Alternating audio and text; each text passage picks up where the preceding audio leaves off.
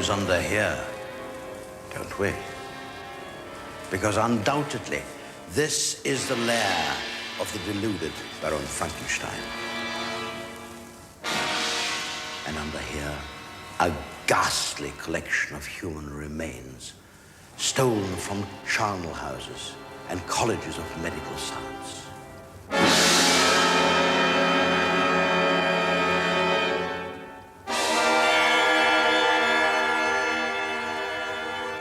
During the height of the storm, Frankenstein will operate a lever and let electric power from the heavens pour through the reconstructed corpse.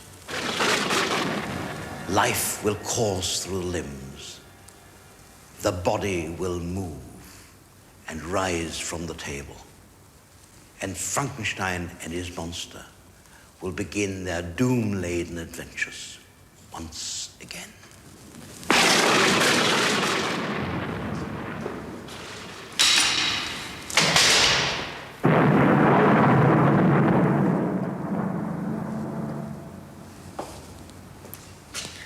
That's the mental image of the Frankenstein story nearly all of us have carried ever since, in 1931, Universal Pictures made their classic Frankenstein movie starring Boris Karloff as the monster. And by now, over 30 Frankenstein films have been made in England and America alone. What's the truth behind the creation of the story? Let's forget the monstrous tale as told by Hollywood. How and when was the first account set down? Where did the idea of an artificially created human being come from?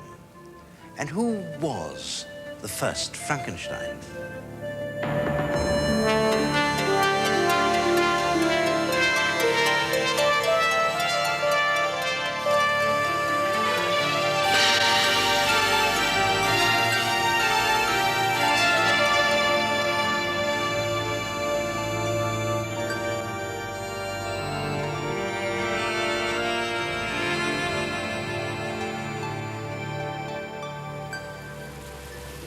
The search for Frankenstein begins on Lake Geneva in Switzerland in 1816, the year after the Battle of Waterloo. A strange group of English exiles decided to spend the summer over there at Colony. Among them, Mary Shelley, soon to become famous as the author of Frankenstein, the New Prometheus, and the two famous poets, Percy Bysshe Shelley and Lord Byron. Byron rented a splendid house, the Villa Diodati. It's still much the same outside as when the English milord and his personal physician, Dr. John Polidori, lounged on the balcony 170 years ago. 100 yards down the hill from Byron's money-eating palace, the Shelleys lived more humbly in a small farmhouse called Montalegre, which no longer exists. Playing gooseberry to Shelley and Mary's toothsome at Montalegre was Claire Claremont, a literary groupie with a considerable amount of push, but not much judgment. According to all standards, they were an odd bunch and left a deep impression on the local people. Let's go over their sexual entanglements, which make Dynasty look like a morality play. Shelley was already married, but to someone else. He'd run off with our heroine, whose maiden name was Mary Godwin. Now, follow this closely or you'll lose track. Claire Claremont was the daughter of Mary's father's second wife, and therefore Mary's stepsister. Claire's chief purpose in Switzerland was to be Lord Byron's mistress and bear his daughter Allegra. Byron had gone one better than Shelley by committing incest with his own sister. Dr. John Polidori, the physician, was the only person not built into this group of upper-class hippies. Mary herself was the daughter of two unusual parents. Her mother, Mary Wollstonecraft, who died giving birth to Mary, was a very early woman's liber. Her father, William Godwin, was a left-wing philosopher, a sort of English Voltaire. At this time, Mary was only 18 years old.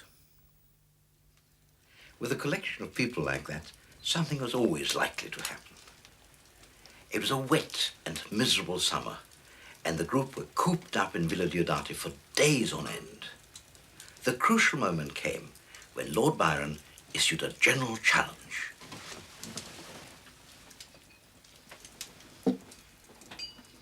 Lord Byron said, "We will each write a ghost story," and his proposition was acceded to. He began a tale, a fragment of which he printed at the end of his poem of Mazeppa. Shelley commenced one founded on the experiences of his early life. Poor Polidori had some terrible idea about a skull-headed lady. I busied myself to think of a story which would make the reader dread to look round, curdle the blood and quicken the beatings of the heart. Night waned upon this talk, and even the witching hour had gone by before we retired to rest.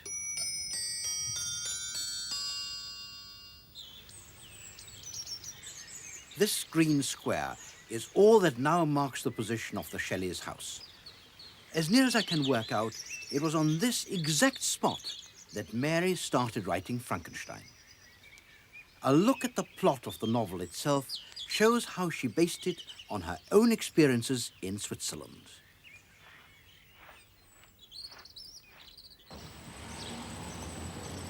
Mary makes Victor Frankenstein a citizen of Geneva itself, though he creates the monster while at university in Germany. When Frankenstein and the rest of humanity reject the monster because of its horrific appearance, it decides to take vengeance on its creator and follows him home to Geneva. In this area of Plain Palais, which in those days was an open space outside the town walls, the monster finds Victor's little brother William and murders him.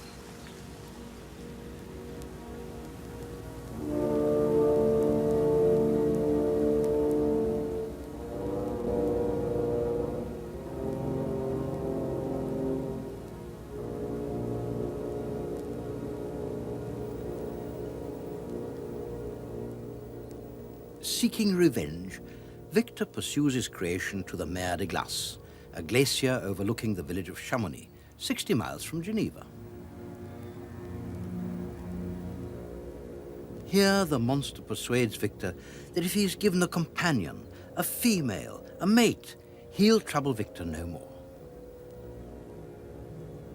The terrific description of the glacier is based on a visit that Mary and Shelley made up here in that summer in 1816. But in the book, Victor goes back on his promise. The monster then murders Victor's best friend.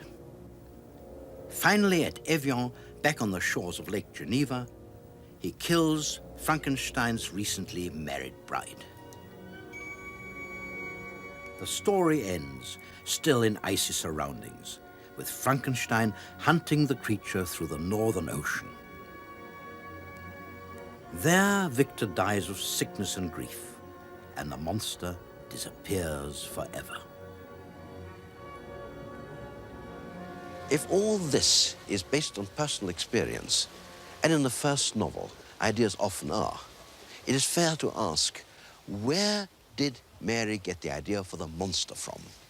She ran off with Shelley when she was 16, and Shelley himself was incredibly keen on science, had always experimented from when he was first walking. He was setting fireboats off across Horsham Ponds in Sussex and blowing up old trees with gunpowder. So science was very much her youthful background. It was also a most exciting time for them to be young, and there was enormous revolutions going on in philosophy and science and politics, of course, with the French Revolution that had just come and gone and shaken institutions that they thought were immutable. Shelley and Byron and Dr. Polidori and Claire Clairmont used to meet in the evenings and sit by the fire with the candles lit and the electric storms going out over the lake, and they would discuss these latest experiments. and they would speculate about ghosts, about galvanism, about mesmerism, about electricity, about whether the vital spark could be imparted to inanimate objects. And this was an extraordinarily exciting sort of undergraduate discussions going on. And I think that was probably the immediate impulse for her novel. Well, that's a lot of the explanation, but not all of it in my view. A view I formed after months of exploring the arcane history of science at the time of Mary and her father. There were practical experiments on transplants, robotics, and healing with electricity, almost forgotten today, but widely talked about at the time. Mary, we know, was interested in electrical experiments through a link with Shelley. And some of the experimenters were part of her childhood background, known to her father because they were also famous for their new ideas in politics. Among them was Jean-Paul Marat, the French revolutionary who was stabbed to death in his bath by Charlotte Corday. Marat, who was a doctor in private life, published a book on the medical uses of electricity. Another freethinker, Benjamin Franklin, a leader of the American War of Independence, had his electrical treatments christened Franklinism in his honor. Would you believe it or not, but in 1774, it was a Royal Society, they called it a Royal Humane Society, established here in London in order to resuscitate, revive people apparently dead. And they have in their archives quite a reputable list of cases where really they succeeded. Now I'm going to wire you with some bits and pieces. This one is a ground electrode. And here is the pickup electrode. The effects of electrical stimulation on the body are as striking today as they were 200 years ago. Now tell me, please, when you start to feel the... Here the nerves in my arm are being affected by electrical impulses at regular intervals, causing movements I can't control. You see? Yes. And as it moves... This is similar to the classical experiment of Professor Galvani of Bologna in making a frog's leg twitch, except that Galvani affected the frog's muscle rather than its nerves. The frog was dead. But in the 18th century, the suggestion to the well-informed was that, given the right kind of electrical impulses, even a dead body might come back to life. The experiment was tried in London by Galvani's nephew, Dr. Aldini. At Tyburn in 1803, a murderer called Forster was executed. Aldini had his body taken to the College of Surgeons, where he gave it shocks from a battery. One touch from the electrodes caused a strong movement in the leg. Another contact made the body's eye open. Aldini himself commented that such violent movements occurred as almost to give the reappearance of life. Forster, of course, was quite beyond recall, but the tests certainly gave the impression to imaginative minds that electricity might restore life to a corpse. That's not all. The business of actually building the monster is only hinted at in the book, but it is clearly made of bits and pieces taken from different bodies. And there really was a transplant operation which was well known in Mary's time, not on the scale of modern heart and lung work, but nonetheless highly suggestive. The implantation of human teeth. Here it is in progress in a cartoon of the time by Thomas Rowlandson. The dentist is yanking a healthy tooth out of a chimney sweep's jaw, ready to push it into the gums of a rich lady waiting next to him. She's already had her diseased tooth pulled, hence the need for smelling salts. No anesthetic then, remember? Given luck, a transplant would actually take and could last up to 5 years. A front tooth might fetch 2 or 3 guineas, equal to £100 today. So as Frankenstein did with the monster, parts could be successfully moved from one body to another.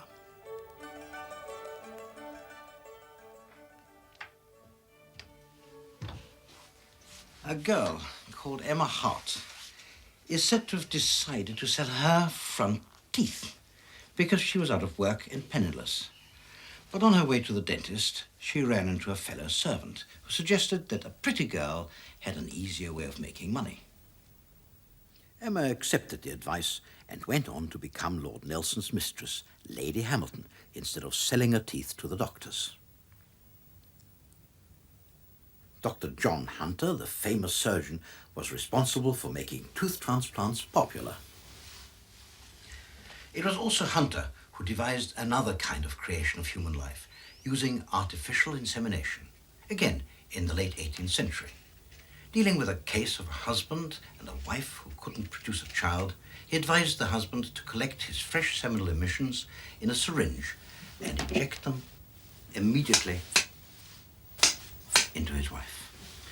This operation was a success, and the lady conceived. Another now forgotten triumph of medical science, which showed that not only God but man might take part in the creation of life.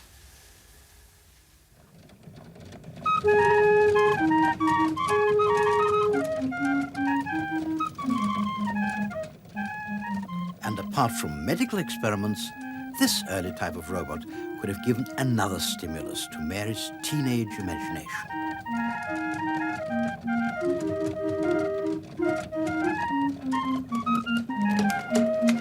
That painful piece of organ playing comes from what is probably the most striking example of artificial life available to Mary Shelley.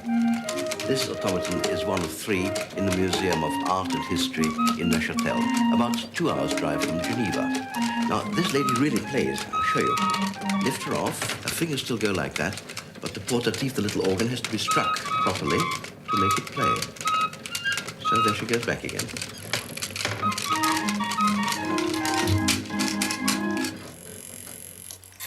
A second figure can be programmed to write messages. And a third draws a skillful selection of pictures.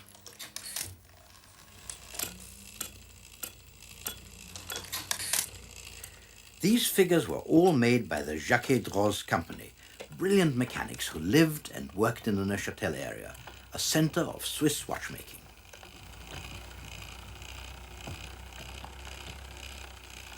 The machinery which controls each movement still works as well as the day this model was built, over 200 years ago. Many figures like this were made in the area, and it's likely that Mary knew of them. She and Shelley certainly visited Neuchâtel during an earlier continental holiday in 1814, and the Frankenstein figures toured Europe. Jacques Droz himself had offices not only in Neuchâtel, but in Geneva and London, all familiar to Mary. When Mary first sat down to write, the knowledge of these discoveries and objects was still fresh in her mind. Add to that another vital spark, that of creative ability, and you'll begin to understand how the monster came into being. And now, what about that poor lost soul, Frankenstein? Who was he based on? Well, partly on Shelley himself. Above all, Frankenstein, the novel, is a work of tremendous imagination. I think it's an absolute triumph, and it is quite exceptional novel. And so it's not just a little story of her husband as hero, but nevertheless, Shelley's personality is deeply imbued in the personality of Victor Frankenstein, the scientist who creates this monster. Mary was very aware of the complexity of this man who she adored. He was a very fugitive person, both in his own personality and in his way of life. He was always on the run from something, whether real or imaginary aggressors. Her life with him was spent largely in exile. They were ostracized by society. They were actually looked on as being extremely dangerous for their views and for the way they lived. And there's no doubt that this great novel of pursuit and the pain of being ostracized and shut out from ordinary human society comes very strongly from her life with Shelley and from Shelley himself. But what about the second half of the character? The part that's not Shelley, but Frankenstein. Where does the name Frankenstein come from? There's a very strong possibility, and working it out takes us on an unexpected journey. The Shelleys and the ever-present Claire travelled home from Basel down the River Rhine to Rotterdam at the end of their earlier trip to Switzerland. Passenger boats still make the same journey. It's a luxurious trip today, but in 1814 it could be hard work, with the passengers themselves having to pull the boat along by a rope. Mary's journal tells what happened below Mannheim in Germany. We proceed towards Mainz with an unfavourable wind. Towards evening, the boatman rests, just as the wind changes in our favour. We walk for 3 hours. We are alone. Claire's journal adds the extra information that the stopping place was called Gernsheim. Lass ihn hinten ein bisschen draußen, Hans, der Wind ist drauf.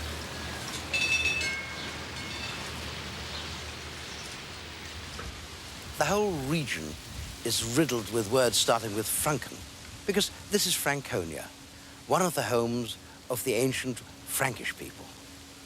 And only 10 miles to the east of here, of Gernsheim, lies a castle on a mighty hill, the ancient stronghold of the barons of Frankenstein.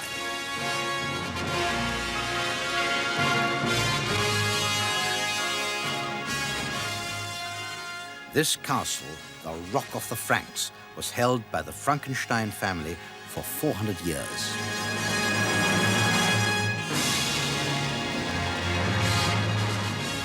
Claims that Mary visited the castle itself are impossible.